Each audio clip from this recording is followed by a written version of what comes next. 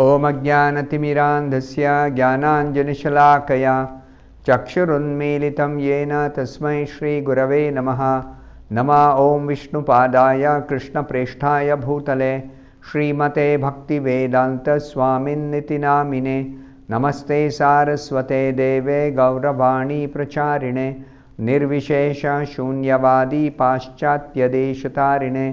Jai Shri Krishna Chaitanya Prabhu Nityanand Shri Advaita Gadadhar श्रीवासादि गौरभक्तवृंद।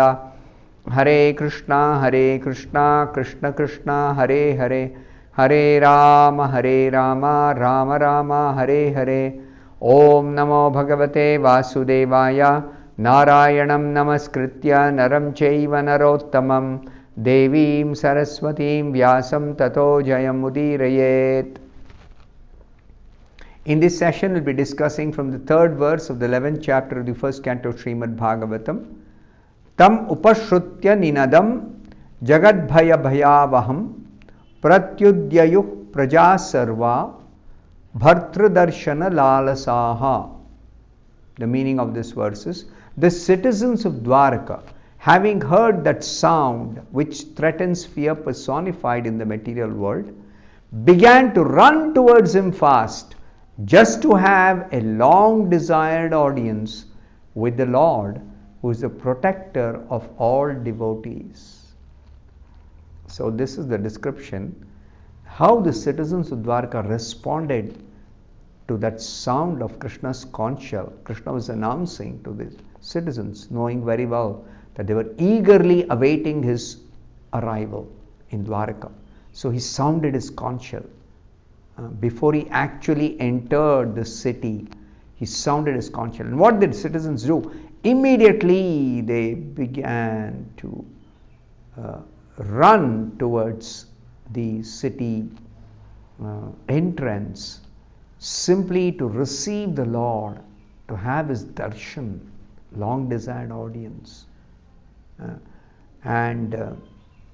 It's already explained in the first verse purport that these are all signs of spontaneous love of God. When you love somebody, then you are very, very enthusiastic to meet that person if that person has been absent.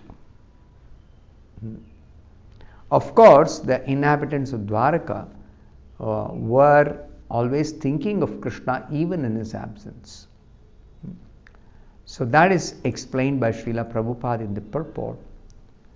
As already explained, the citizens of Dwarka who lived at the time of Lord Krishna's presence there were all liberated souls who descended there along with the Lord as entourage.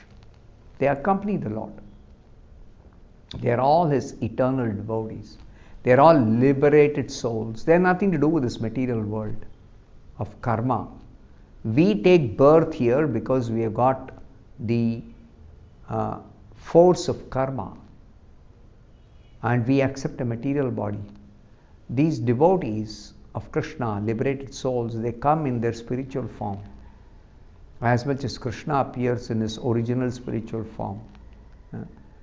And it is described, all were anxious to have an audience with the Lord, although because of spiritual contact they were never separated from the Lord. We should not think that they are forgetful of Krishna at any time. No. That is our condition, that we forget Krishna and we are put into so much material miseries, material difficulties, material problems only because of forgetfulness of Krishna. But the pure devotees, the liberated souls, the eternal associates, never forget Krishna even for one moment. They are constantly thinking of Krishna, constantly remembering Krishna, constantly in touch with Krishna through varieties of ways. Just as the gopis of Vrindavan used to think of Krishna while he was away from the village for cow herding engagements. Example is given by Srila Prabhupada of the gopis in Vrindavan. When Krishna is to go for cow herding, the gopis would always think of Krishna when he was away from the village. Similarly, the citizens of Dwarka were all immersed in thought of the Lord while he was away from Dwarka to attend the battle of Kurukshetra. They were thinking of Krishna. They were remembering his pastimes. They were thinking of his beautiful form, of his qualities, of his relationship, everything. They are constantly immersed, and that itself is a source of unlimited joy for them. They're always in bliss. But there are varieties of experiences of this ecstasy in different times, in different ways. The ecstasy of the devotees is experienced by them. Some distinguished fiction writer in Bengal concluded that the Krishna of Vrindavan, that of Mathura and that of Dwarka were different personalities, because Krishna's activities are entirely different in Vrindavan, in Mathura and Dwarka. There are varieties of relationships and varieties of forms, varieties of activities, varieties of qualities displayed by Krishna. But Krishna is one Supreme Lord, one person. Though he presents himself in different forms, in different moods according to the relationship, but he is one person. He is not different, and there are not many persons there, only one person. Historically, there is no truth in this conclusion. That means Krishna is the same everywhere, in Dwarka, in Mathura, in Vrindavan. The Krishna of Kurukshetra and the Krishna of Dwarka are one and the same personality. Advaitam Achyutam Anadim Ananta Rupam. Not only Krishna in Dwaraka, Vrindavan and Mathura are one person, even Krishna and Rama and Narsimha and Varaha are the same person, Krishna, in different incarnations. Even in the spiritual world, Narayana, Vasudeva, Sankarshana, Pradyumna, Aniruddha are the same person, Krishna. But he is present in different forms according to the need of reciprocating with his different devotees. The citizens of Dwarka were thus in a state of melancholy. Melancholy means feeling of sadness due to the Lord's absence from the transcendental city. When Krishna was absent, the citizens were feeling sad. Krishna is not there. We long for Krishna. As much as we are put into a state of melancholy at night because of the absence of the sun, the example is being given. In darkness, without sunshine at night, we feel sadness. The sound heralded by Lord Krishna was something like the heralding of the sunrise in the morning. When the sun rises in the morning, the darkness is immediately dispelled, and thieves and plunderers and all kinds of rogues, they again go back into hiding because they stealthily try to do all their nefarious activities at night in the darkness. Whereas as soon as sun rises, all these thieves and plunderers, they go away into hiding.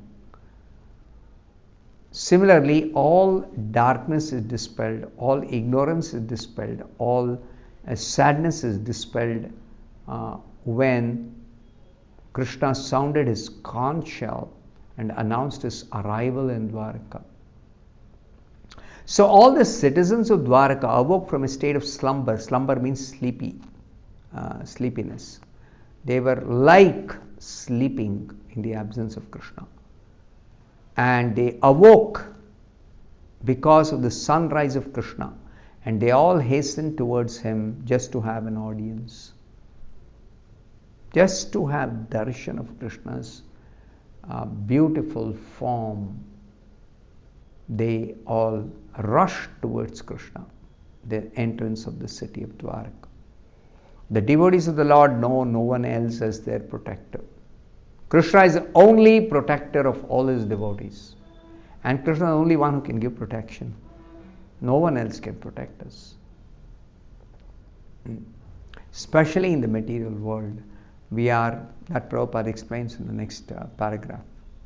This sound of the Lord is identical with the Lord, as we have tried to explain, by the non-dual position of the Lord. Advaya Jnana. In the Bhagavatam is explained, Krishna is Advaya Jnana, a non-dual substance. That means Krishna is absolute.